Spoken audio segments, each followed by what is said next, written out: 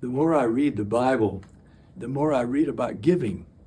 And I love this scripture here from Luke. Jesus answered a question: love the Lord your God with all your heart, with all your soul, with all your strength, with all your mind, and love your neighbor as yourself. The next question was, who is my neighbor? And he illustrated it by saying that there was this guy beat up, probably dying on the side of the road in a ditch.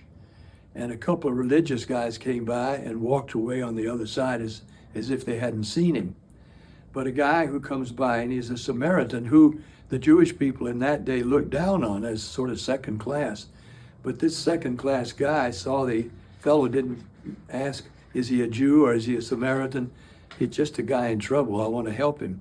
So he picked him up, put him on his mule, took him to an inn, and had the innkeeper put the guy in a bed and take care of him, and said, now when I come back this way again, he might have been a traveling salesman, and if you've spent more money, I'll repay you, because I want to help this guy.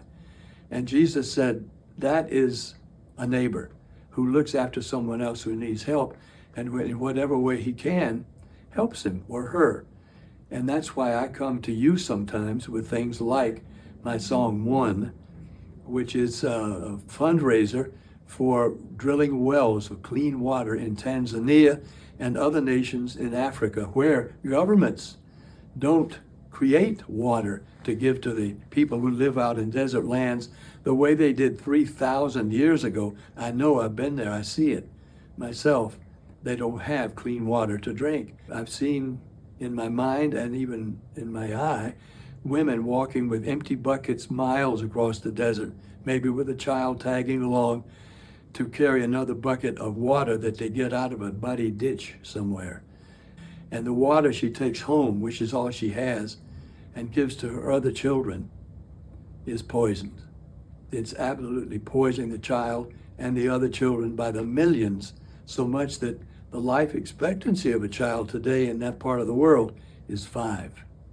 Maybe that child, through a miracle, will live to be 5 and grow up to be an adult, but millions will not. So I want to give to create the possibility of those millions of mothers being able to give clean water to their kids so that they can live up to be the same as their parents and help other kids. Please, please go to onefortanzania.org, click the red Give button, let your child help you give $5, $10 to save another child's life.